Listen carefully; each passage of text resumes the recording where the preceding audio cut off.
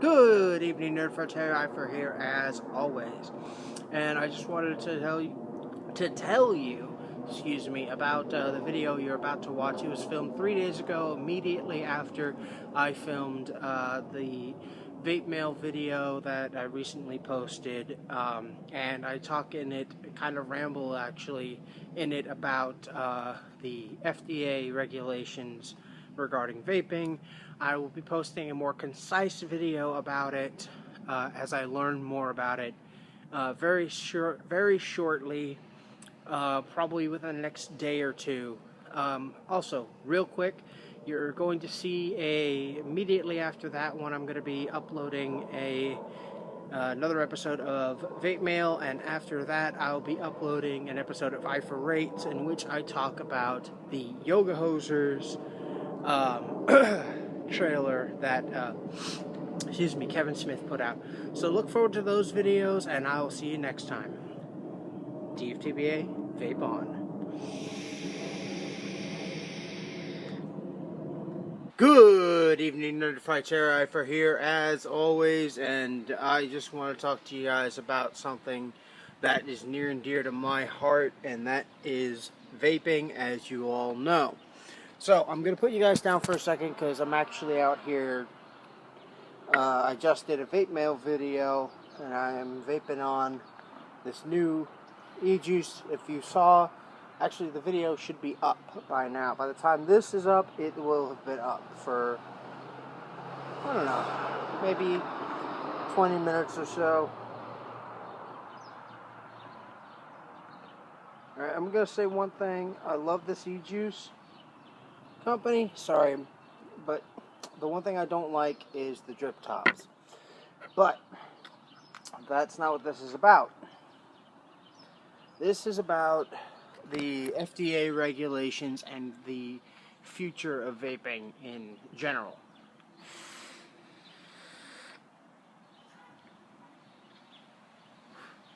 So I'm going to leave a link in the description to, the only links in the description are going to be about that, and also advocacy sites.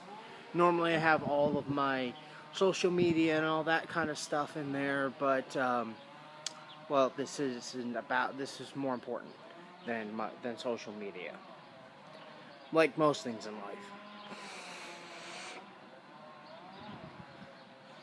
life. Anyway. So I just want to talk about it real quick.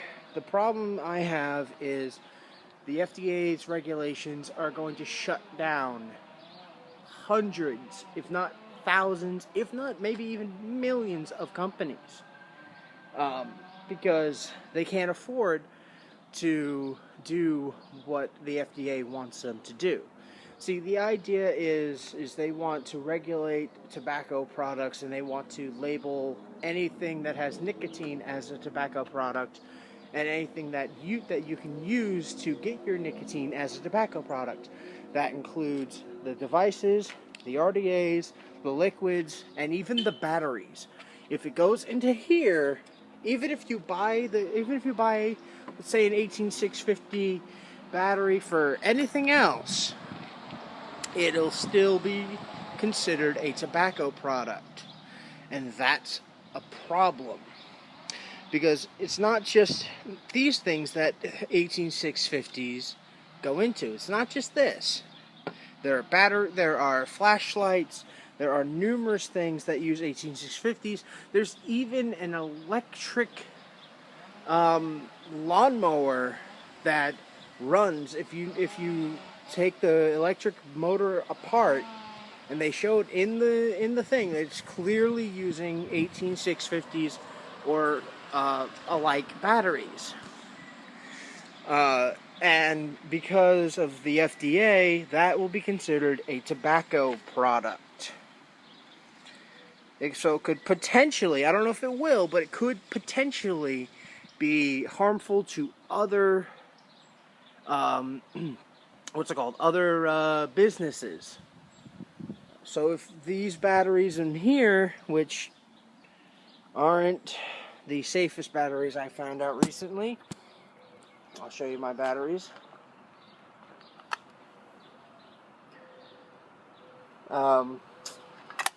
Unfortunately, I don't have any others right now that I trust, so these are the only ones I can use, but that's a whole other thing unto itself.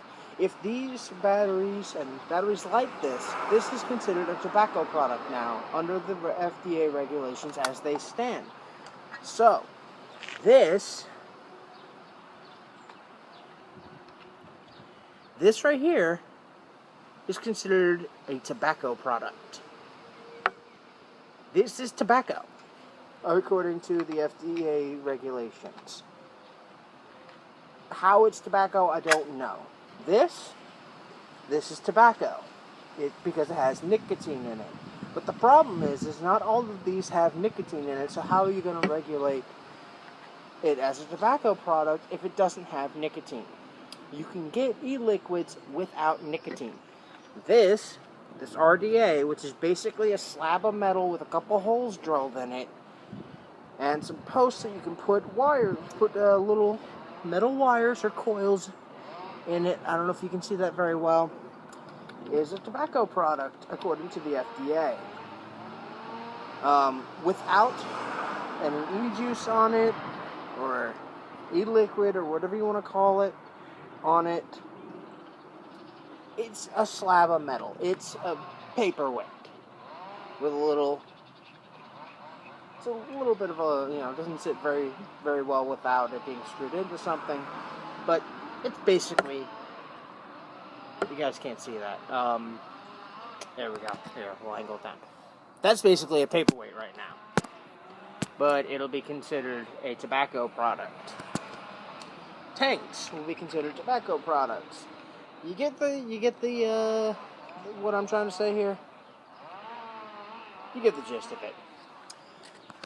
And frankly, if you're part of my language, that's bullshit.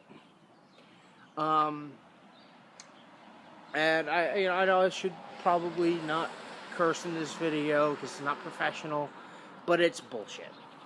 It's absolute bullshit.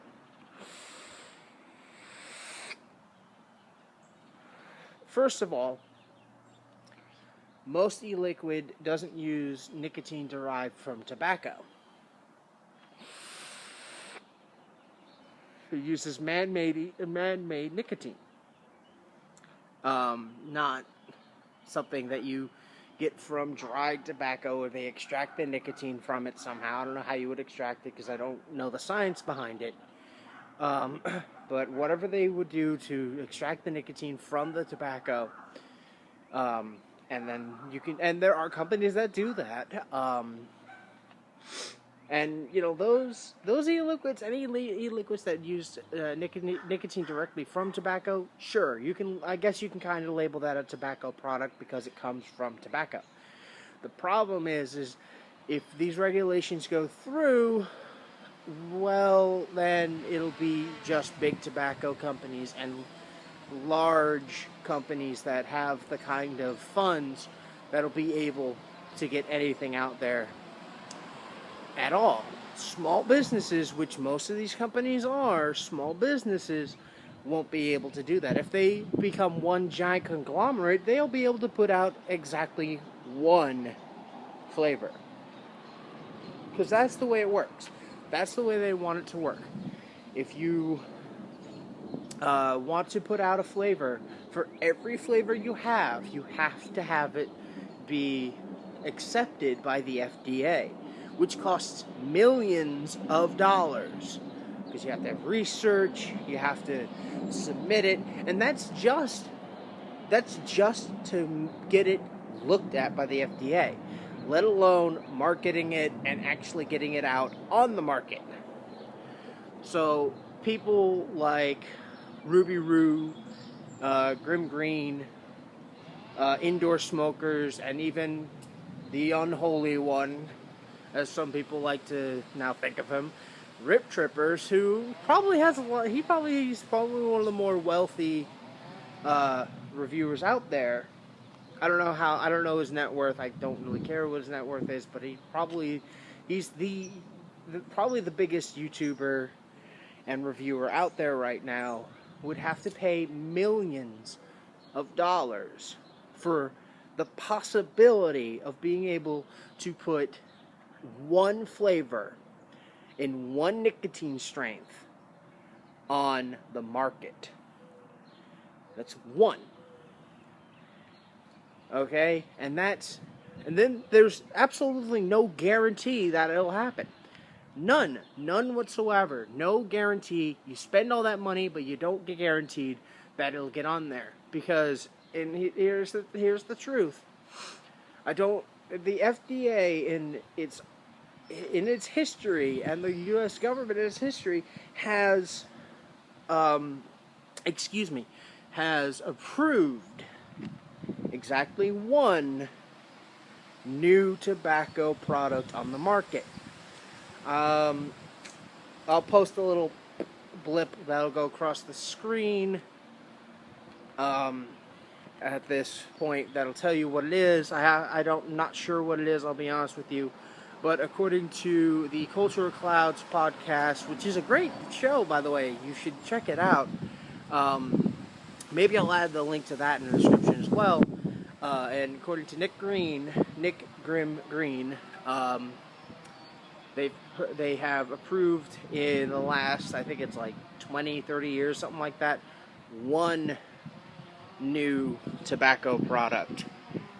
Period.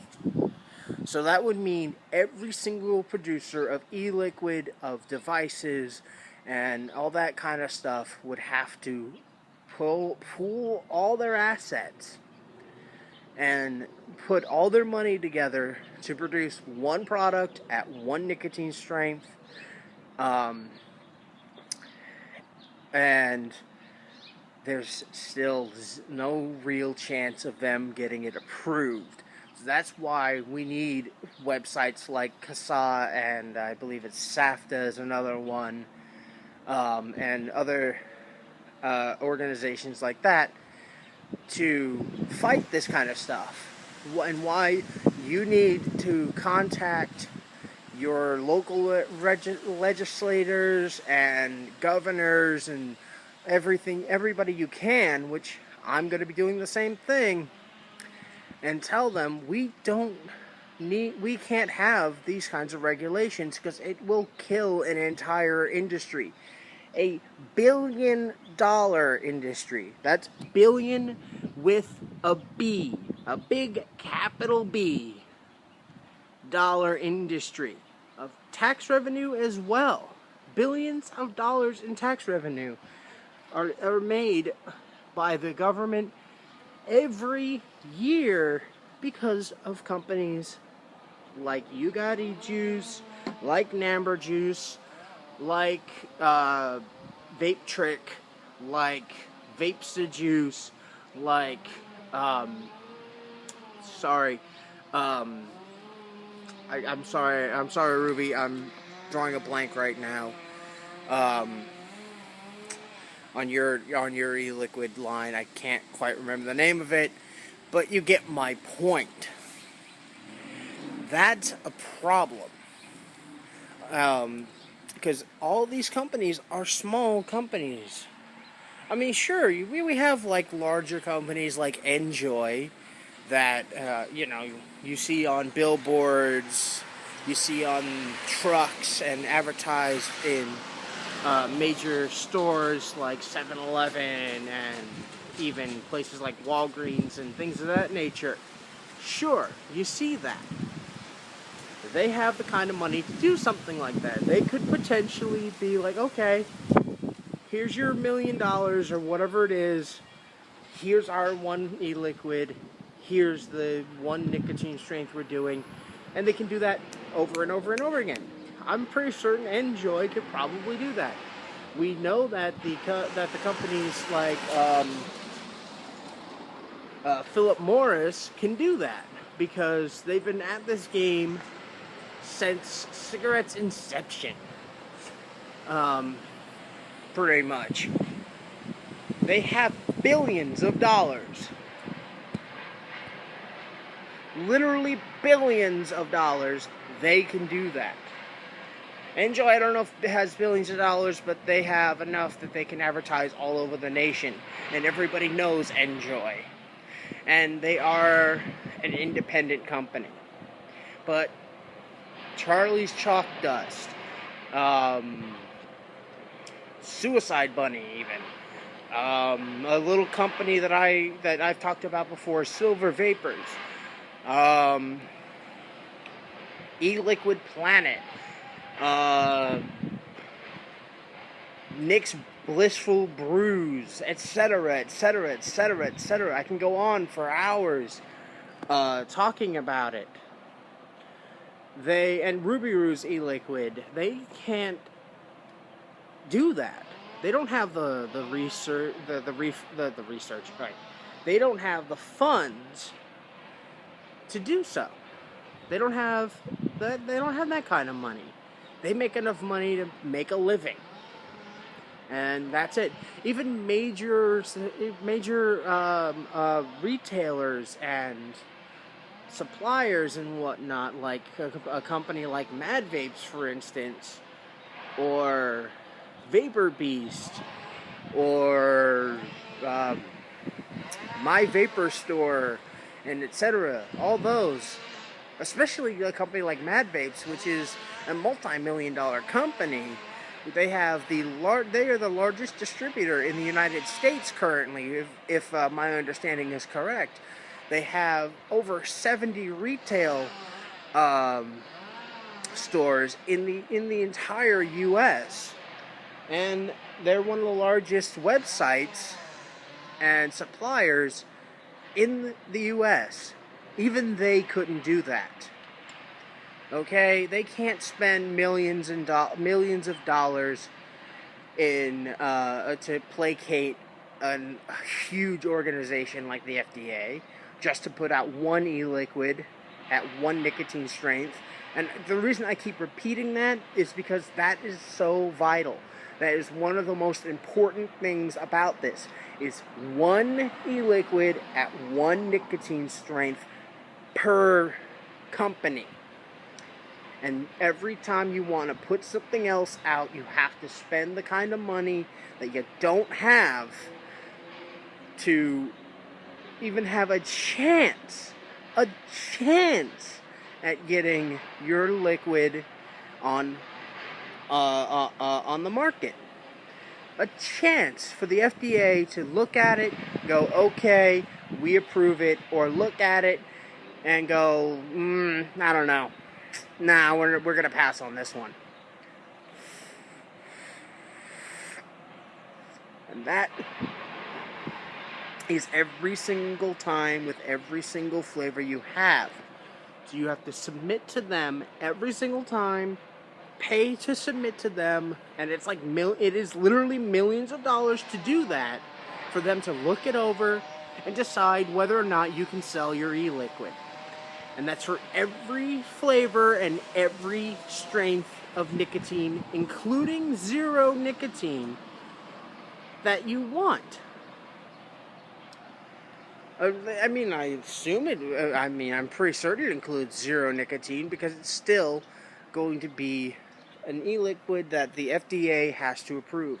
And really, the only people who can do that are these big conglomerate companies like Philip Morris, and the other ones whose names escape me. I'm sorry. I know I should know their names, but the only one I know for sure is Philip Morris, and all the other big tobacco companies who can throw a few $1 million at the FDA and say, approve of our stuff, please. Thank you very much. And if you don't think they'll do that because their big seller is cigarettes, their big seller is not selling as well as it used to. They are trying to get into this business. I mean, look, they put out the Blue, they put out the Mark 10, they put out the this, that, and the other thing. And they will eventually get into making devices. Hell, there's already a company that I worked with, or not worked with, but I was asked to review one of their products. I talked about it before, that the big tobacco companies already work for, or work with. That they already work for these big tobacco companies as it is. So you see the problem there. They will get into the mod making game. And not just the Sega likes, they will get into making things like this. and they will get into things that, frankly, are frightening. If you know what I'm talking about, this is an old controversy. It was with a company, I'll just say it, a company called Kim Ri. They had the STL Wolf TC mod, which is basically a normal battery with a Ni200 coil in it, which can kill you. But I already talked about that, but that's basically what's going to happen. These companies Big Tobacco always wants to find a way to cut corners and make as much money as they can. Like any business, it's all about making money.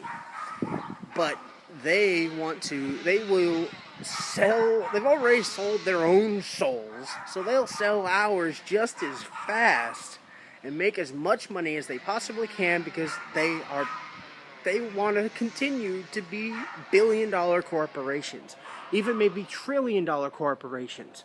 But I've been going on for this for almost 20 minutes now. This has been the longest little rant video I've ever done, I think. But this is the problem. Do you really want to see a world of vapors? If you're a vapor yourself, do you really want to see a world of vapors where all we have to contend with is the billion-dollar and maybe trillion-dollar corporations that have been killing us this entire time being the only options? Do you think that they're not going to put the same crap that they put in their cigarettes into their e-liquids? Come on, guys. Get to work, do what you need to do, and let's keep on vaping. DFTBA, vape on, take it deep, and all that. I will see you next time.